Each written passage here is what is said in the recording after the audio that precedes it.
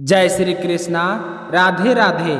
आज जेठ माह की पूर्णिमा तिथि की शुरुआत हो जाएगी। सूर्य उदय तो चतुर्दशी तिथि में ही होगा, लेकिन पूर्णिमा तिथि की शुरुआत 11:35 पर हो जाएगी। आज वट पूर्णिमा व्रत रखा जाएगा। तो सुहागिन महिलाएं अपने पति की लंबी उम्र और सुखद दाम्पत्य जीवन के लिए रखती है। यह व्रत वट सावित्री व्रत के समान ही होता है। इस व्रत में भी बरगद पेड़ की पूजा की जाती है और व्रत रखा जाता है। वट अमावस्या का व्रत खासकर उत्तर प्रदेश, बिहार, मध्य प्रदेश, पंजाब और हरियाणा में रखा जाता है और वट पूर्णिमा का व्रत महाराष्ट्र, गुजरात सहित दक्षिण भारत के क्षेत्रों में किया जाता है। अमावस्या और पूर्णिमा के दिन रखे जाने वाले दोनों व्रत अपने पति की लंबी आयु और घर परिवार की खुशहाली के लिए किए जाते हैं और दोनों व्रतों की कथाएं और पूजा विधि समान होती है। कहते हैं कि जो भी सुहागिन महिलाएं अमावस्या व पूर्णिमा को व्रत रखकर वट वृक्ष की पूजा करती है तो उसके पति की अकाल मृत्यु टल जाती है। वट वृक्ष का पूजन और सावित्री और सत्यवान की कथाएं का स्मरण करने के विधान के कारण ही यह व्रत वट सावित्री व्रत के नाम से प्रसिद्ध हुआ है। इस व्रत में सती सावित्री और सत्यवान की कथा सुननी चाहिए।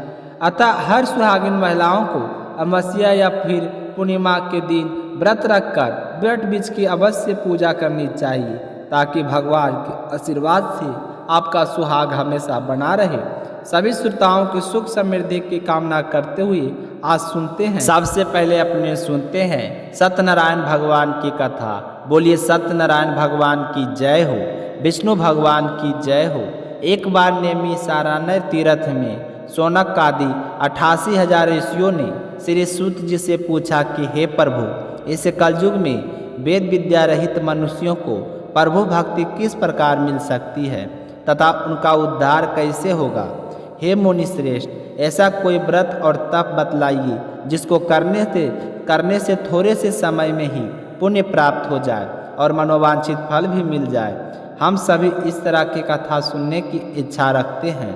तो मुनियों की बात सुनकर सर्वशास्त्रों के ज्ञाता श्री सूत जी बोले कि हे विष्णुमय पूज्य, आप सभी ने प्राणियों के हित की बात पूछी है, इसलिए आज मैं आपको एक ऐसे ही उत्तम व्रत के बारे में बता रहा हूँ जिसे नारद जी ने लक्ष्मी नारायण जी से पूछा था और श्री हरि विष्णु भगवान ने देव ऋषि नारद को बताया था।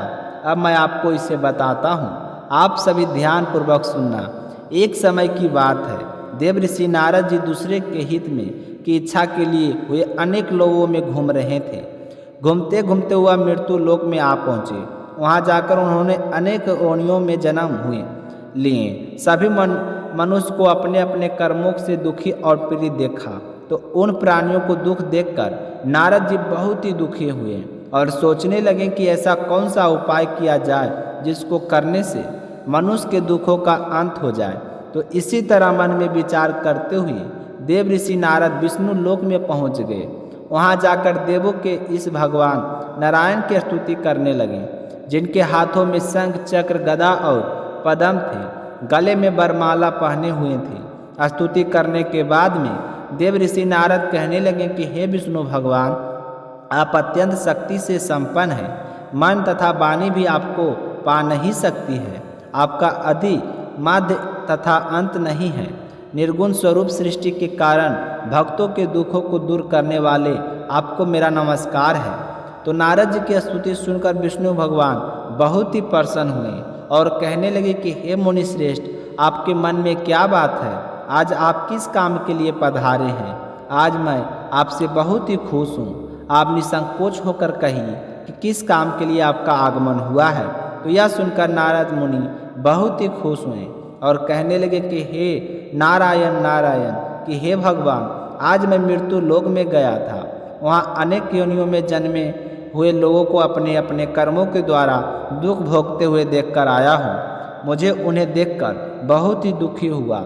हे नाथ, अगर आप मुझ पर दया रखते हो और मुझ पर अत्यंत प्रसन्न हो तो हे भगवान, तो आप कृपया करके आज मुझे कोई ऐसा उपाय बताइए जिसको करने से वे मनुष्य अपने दुखों से छुटकारा पा ले।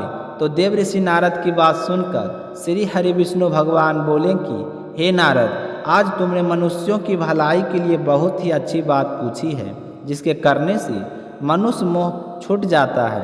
वह बात मैं कहता हूँ, तुम उसे सुनो। स्वर्लोक और मृत्यु लोक दोनों में एक दुर्लभ उत्तम व्रत है जो पुण्य फल देने वाला है। आज प्रेमवश होकर मैं तुमसे कहता हूँ, क्योंकि आज मैं तुमसे बहुत ही खुश हूँ। यह व्रत श्री सत्यनारायण भगवान का व्रत है। श्री सत्यनारायण भगवान का व्रत जो मनुष्य पूरी श्रद्धा भाव से करता है, वह अपने जीवन के समस्त सुखों का भोग करता हुआ मरने पर मोक्ष को पाता है। तो श्री हरि विष्णु के वचन सुनकर नारद जी कहने लगे कि उस व्रत का फल क्या है और उसका विधान क्या है। यह व्रत किसने किया था? इस व्रत को किस दिन करना चाहिए? आप मुझे सब विस्तार से बताइए। तो नारद जी की बात सुनकर श्री हरि विष्णु भगवान कहने लगे कि दुख व सुख को दूर करने वाला यह व्रत सभी स्थानों पर विजय दिलाने वाला होता है। मानव को भक्ति व श्रद्धा के साथ शाम के समय श्री सत्यनारायण भगवान की पूजा धर्मपरायण होकर बंधु बांधव के साथ करनी चाहिए। इस पूजा में भक्ति भाव से नैवेद्य केले का फल, घी, दूध और गेहूं का आटा लेना चाहिए। गेहूं का भुना हुआ आटा होता है, उसे सवाया लेना चाहिए। अगर गेहूं के स्थान आप साठी का आटा भी आप ले सकते हैं। शक्कर तथा गुड़ लेकर सभी भक्षण योग पदार्थों को मिलाकर भगवान को भोग लगाएं और भगवान से प्रार्थना करें कि हे भगवान, आज मैंने अपने सामर्थ्य अनुसार आपको यह भोग अर्पित किया है, उसे स्वीकार करें। उसके बाद ब्राह्मणों सहित बंधु बांधवों को भोजन करवाएं, फिर स्वयं भोजन करें। भोजन कीर्तन के साथ भगवान की भक्ति में लीन हो जाएं। इस तरह से सत्यनारायण भगवान का यह व्रत करने पर मनुष्य को सारी इच्छाएं निश्चित रूप से पूरी हो जाती है। इस कलिकाल में मृत्यु लोक में मोक्ष पाने का यही एक सरल उपाय है। तो सूत जी कहने लगे कि इस तरह विष्णु भगवान ने देव ऋषि नारद को सत्यनारायण व्रत के बारे में बताया था। हे ऋषियों, जिसने पहले समय में इस व्रत को किया था उसका इतिहास मैं तुम्हें सुनाता हूँ, ध्यानपूर्वक सुनना। यह कहकर सूत जी ऋषियों को एक कहानी सुनाने लगे कि सुंदर काशीपुरी नगरी में एक निर्धन ब्राह्मण रहता था। भूख प्यास से परेशान हुआ धरती पर घूमता रहता था। जब इस तरह उसे परेशान देखा तो ब्राह्मणों से प्रेम करने वाले विष्णु भगवान ने एक दिन ब्राह्मण का भेष बनाया और उसके पास जा पहुँचे और जाकर कहने लगे कि हे ब्राह्मण, नित्य दुखी होकर तुम पृथ्वी पर क्यों घूमते रहते हो? तो वह दिन ब्राह्मण कहने लगा कि हे महाराज, मैं तो निर्धन ब्राह्मण हूँ, भिक्षा के लिए प्रतिदिन धरती पर घूमता रहता हूँ। हे भगवान, यदि आप कोई उपाय जानते हैं तो मुझे बतलाइए। तो उस निर्धन ब्राह्मण की बात सुनकर वह बूढ़ा ब्राह्मण कहने लगा कि तुम श्री सत्यनारायण भगवान का व्रत करो। श्री सत्यनारायण भगवान मनोवांछित फल देने वाले हैं, इसलिए तुम उनका पूजन करो। इसे करने से मनुष्य सभी दुखों से मुक्त हो जाता है। तो वृद्ध ब्राह्मण बनकर आए सत्यनारायण भगवान ने उस निर्धन ब्राह्मण को व्रत का सारा विधान बतलाया और फिर वहाँ से अंतर्ध्यान हो गए। तो ब्राह्मण ने मन ही मन निश्चय किया था कि जिस व्रत के बारे में यह बूढ़ा बाबा बताया गया है, मैं उस व्रत को अवश्य करूँगा। मुझे विश्वास है कि मेरी गरीबी जरूर दूर हो जाएगी। तो इस तरह निश्चय करने के बाद उसे रात में नींद भी नहीं आई। फिर वह ब्राह्मण सुबह जल्दी उठा और भिक्षा के लिए चला गया। उस दिन निर्धन ब्राह्मण को भिक्षा में बहुत सारा धन मिला, जिससे उसने सत्यनारायण भगवान पूजा की सामग्री खरीदी और अपने बंधु बांधवों को बुलाकर उन सब के साथ मिलकर प्रांचित मन से सत्यनारायण भगवान का व्रत संपन्न किया। भगवान सत्यनारायण का व्रत करने से वह निर्धन ब्राह्मण सभी दुखों से छूट गया और अनेक प्रकार की संपत्तियों से युक्त हो गया। उसके बाद वह ब्राह्मण हर महीने इस व्रत को करने लगा। फिर वह अपने जीवन के समस्त सुखों को भोग करता हुआ अंत में मोक्ष धाम को गया।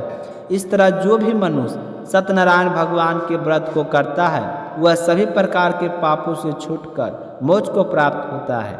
फिर सूत जी कहने लगे कि इस तरह से नारद जी ने नारायण जी का कहा हुआ श्री सत्यनारायण व्रत मैंने तुमसे कहा है। हे विप्रो, अब मैं तुम्हें और क्या कहूँ। तो ऋषि बोले कि हे मुनिवर, संसार में उस विप्र से सुनकर किस किस ने इस व्रत को किया था, आज हम भी वह सुनना चाहते हैं। इसके लिए हमारे मन में पूरे श्रद्धा भाव है। तो सूत जी कहने लगे कि हे मुनियों, जिसने इस व्रत को किया है वह अब सुनो। आज मैं तुम्हें विस्तार से बताता हूँ। एक समय की बात है, वही ब्राह्मण जिसने सत्यनारायण भगवान का व्रत करना शुरू किया था, वह धन व ऐश्वर्य के अनुसार अपने बंधु बांधवों के साथ इस व्रत को करने के लिए तैयार हुआ। उसी समय एक लकड़ी बेचने वाला बूढ़ा आदमी आया और लकड़ी बाहर रखकर ब्राह्मण के घर में गया। तो प्यास से दुखी हुआ लकड़हारा उस ब्राह्मण को व्रत करते हुए देखकर हाथ जोड़कर प्रणाम किया और फिर पूछने लगा कि हे ब्राह्मण देवता, आप क्या कर रहे हैं? इसके करने से क्या फल मिलता है? तो लकड़हारे की बात सुनकर ब्राह्मण कहने लगा कि यह व्रत सब मनोकामना को पूर्ण करने वाला श्री सत्यनारायण भगवान का व्रत है। इन्हीं की कृपा से मेरे घर में धन्य धान की प्राप्ति हुई है। इससे पहले मैं बहुत ही गरीब था। इस व्रत के बारे में मुझे एक बूढ़े बाबा ने बताया था, तभी से मैं इस व्रत को कर रहा हूँ। तो वह लकड़हारा कहने लगा कि हे ब्राह्मण देवता, आप मुझे भी इस व्रत की सारी विधि बतलाइए, मैं भी इस व्रत को करना चाहता हूँ। तो लकड़हारे की बात सुनकर उस ब्राह्मण ने लकड़हारे की व्रत की सारी विधि बतला दी। तो सारी विधि जानकर लकड़हारा बहुत ही प्रसन्न हुआ और चना अमृत लेकर प्रसाद खाने के बाद वह अपने घर आ गया और सोचने लगा कि आज लकड़ियाँ बेचने से मुझे जो भी धन प्राप्त होगा, मैं उसी से श्री सत्यनारायण भगवान का उत्तम व्रत करूँगा। मन में ऐसा विचार करके वह लकड़हारा सिर पर लकड़ियाँ रखकर उस नगर में बेचने चला गया जहाँ पर धनी लोग ज़्यादा रहते थे। तो भगवान की कृपा से उस दिन उसे अपनी लकड़ियों के दाम पहले दिन से 4 गुना अधिक मिले थे। तो लकड़हारा बहुत ही प्रसन्न हुआ, भगवान का धन्यवाद करता हुआ सत्यनारायण भगवान की कथा की सामग्री लेकर घर आ गया। घर आकर उसने अपने बंधु बांधवों के साथ विधि विधान से श्री सत्यनारायण भगवान का पूजन और व्रत किया। इस व्रत के प्रभाव से वह बूढ़ा लकड़हारा धन पुत्र आदि से युक्त होकर संसार के समस्त सुखों को भोग करने लगा और अंत में बैकुंठ धाम को चला गया। बोलिए विष्णु भगवान की जय हो, बोलिए लक्ष्मी नारायण की जय हो, बोलिए गणेश भगवान की जय हो। अब हम सुनेंगे एक छोटी सी कहानी गणेश गजानंद की। बोलिए गणेश गजानंद की जय हो। एक समय की बात है कि भगवान श्री हरि विष्णु का विवाह लक्ष्मी जी के साथ तय हो गया। विवाह की सारी तैयारियां जोरों शोरों से होने लगी। सभी देवी देवताओं को निमंत्रण पत्र भेजे गए, परंतु गणेश जी को निमंत्रण नहीं दिया गया। इस तरह निमंत्रण पत्र देते और शादी की तैयारियां करते करते शादी वाला दिन आ गया। बरात जाने का समय हो गया। सभी देवता अपनी पत्नियों के साथ विवाह में उपस्थित हुए तो उन सब ने देखा कि गणेश जी कहीं पर दिखाई नहीं दे रहे हैं। तो वे सारे के सारे आपस में चर्चा करने लगे कि क्या बात है, गणेश जी को न्योता नहीं दिया या फिर गणेश जी नहीं आए। सभी को यह जानकर बड़ी ही हैरानी हो रही थी। तभी सब ने विचार किया कि चलो विष्णु जी के पास चलते हैं और उन्हीं से पूछते हैं। तो विष्णु जी के पास जाकर उन्होंने कहा कि हम आपसे एक बात पूछना चाहते हैं कि आपने गणेश जी को बुलाया नहीं या फिर अपनी इच्छा से आए नहीं। तो विष्णु जी कहने लगे कि गणेश जी के माता पिता को मैंने न्योता भेज दिया है, अगर वह आना चाहते हैं तो आ जाते, उन्हें अलग से न्योता देने की कोई ज़रूरत नहीं। दूसरी बात यह है कि उनको 1.25 मन मूंग, 1.25 मन चावल, 1.25 मन घी और 1.25 मन लड्डू का भोजन दिन भर में चाहिए। अगर हम उसे बारात में लेकर चले गए तो उन्हें इस तरह खाता देखकर सारे लोग हंसेंगे। दूसरे के घर जाकर इतना सारा खाना पीना अच्छा भी नहीं लगता है। इस तरह बर्ताव कर ही रहे थे तो किसी ने सुझाव दिया कि यदि गणेश जी आ जाएं तो क्या है, तो द्वारपाल बनाकर घर पर बैठा देना, कह देना कि तुम घर का ध्यान रखना, जिससे गणेश जी को यह नहीं लगेगा कि उन्हें बुलाया नहीं। तो विष्णु जी को यह बात पसंद आ गई और उन्होंने गणेश जी को न्योता भेज दिया। न्योता मिलते ही गणेश जी बड़े प्रसन्न हुए, सज धज कर वहाँ पर आ पहुँचे। तो विष्णु जी कहने लगे कि आप घर की रखवाली करना, घर की रखवाली के लिए कोई समझदार और जिम्मेदार होना चाहिए। तो मुझे आपसे समझदार और जिम्मेदार कोई दूसरा नहीं लगा। तो यह सुनकर गणेश जी और भी प्रसन्न हुए। तो इस तरह गणेश जी को रखवाली के लिए बैठा दिया और बारात वहाँ से चल दी। नारद जी ने देखा कि गणेश जी दरवाजे पर बैठे हैं और बारात सारी चली जा रही है। तो वे गणेश जी के पास गए और पूछने लगे कि तुम बारात में नहीं जा रहे हो। तो गणेश जी भगवान कहने लगे कि मुझे तो घर की जिम्मेदारी दी गई है, कोई समझदार आदमी घर की रखवाली के लिए होना चाहिए, इसलिए मैं तो यहाँ पर रुक गया हूँ। तो नारद जी कहने लगे कि उन्होंने आपका अपमान किया है, विष्णु जी तो आपको बुला ही नहीं रहे थे। सब ने जब पूछा तो कहने लगे कि बड़े बड़े पेट, बड़े बड़े सूढ़, मोटा सारा पेट, मोटा सा कान, यह देखकर लोग हंसेंगे और ऊपर से खाते कितना है। सावा मन लड्डू, सावा मन मुँह, सावा मन घी बारात में ले जाकर मेरे ससुराल वालों को तो बदनामी होगी कि बारात में देखो कैसे कैसे बाराती आए हैं। तो यह सुनते ही गणेश जी बहुत ही दुखी हो गए और नारद जी से कहने लगे कि अब आप ही बताओ कि मैं क्या करूं। तो नारद जी ने कहा कि आप ऐसा करो कि अपनी मुश्क सेना को आगे भेज दो और उनसे कहना कि आगे जाकर सारा रास्ता खोखला कर दे, जिससे उनके वाहन धरती में धंस जाए। इस तरह परेशान होंगे तो वह आपको सम्मान पूर्वक बुलाएंगे, क्योंकि विष्णु जी भूल गए हैं कि आप सर्वप्रथम पूजनीय हैं। तो गणेश जी ने नारद जी के कहते ही अपनी मौसिक सेना को जल्दी से आगे भेज दिया और कहा कि सारी जमीन को खोखली कर देना। तो चूहों ने जैसा गणेश जी ने बोला था वैसा ही किया। जैसा ही विष्णु जी की बारात वहाँ से गुजरने लगी तो रथों के पहियों धरती में धंस गए। लाख कोशिश की परंतु पहिए नहीं निकल रहे थे। सभी ने अपने अपने उपाय किए पर पहिए नहीं निकले, बल्कि उसी में जगह जगह से टूट गए। अब किसी की समझ में नहीं आ रहा था कि क्या किया जाए। उधर शादी का मुहूर्त निकला जा रहा था तो विष्णु जी तो बड़े ही परेशान थे। तब नारद जी वहाँ पहुँचे और कहा कि आप लोगों ने गणेश जी का अपमान करके अच्छा नहीं किया है। यदि उन्हें मना कर लाया जाए तो आपका कार्य सिद्ध हो सकता है और आप पर आया यह संकट भी टल सकता है। तो शंकर भगवान ने अपने दूत नंदी को भेजा तो नंदी गणेश जी को लेकर वहाँ आ गए। गणेश जी का आदर सम्मान के साथ पूजन किया गया। तब जाकर कहीं रथ के पहिए निकले। पहिए तो निकल गए पर वह तो जगह जगह से टूट फूट गए थे। अब उन्हीं सही कौन करे। तो पासी के खेत में एक हाथी काम कर रहा था तो उसे समाचार भेजा कि सारे रथों के पहिए सही कर दो। तो वह अपने खेत का काम छोड़कर कारीगर का सारा सामान लेकर वहाँ आ गया। जैसे ही वह रथ के पास बैठा तो कहने लगा कि श्री गणेशाय नमः। ऐसा कहकर गणेश जी मन ही मन वंदना करने लगा और देखते ही देखते गणेश जी ने सभी पहियों को थोड़ी ही देर में ठीक कर दिया।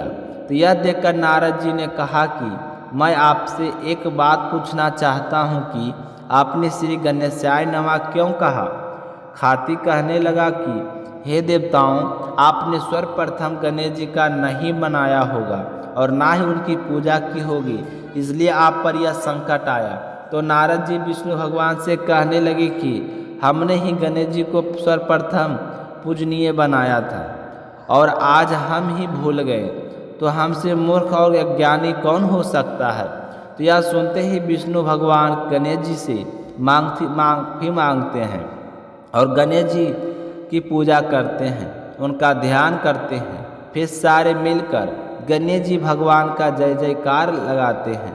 तो यह सब देखकर गणेश जी बहुत ही प्रसन्न होते हैं और नारद जी भी गणेश जी की ओर देखकर मन मन मुस्कुराने लगते हैं और बारात वहाँ से चल पड़ती है। फिर भगवान विष्णु और लक्ष्मी जी का विवाह बड़ी ही धूमधाम से संपन्न होकर सकुशल सारे घर लौट आते हैं। इसलिए कोई भी व्रत पूजा पाठ हो, गणेश जी की भगवान को जरूर याद करना चाहिए। ज़्यादा समय नहीं है तो एक छोटी सी कहानी सुनकर ही शुभारंभ कर सकते हैं। बोलिए गणेश जी भगवान की जय हो।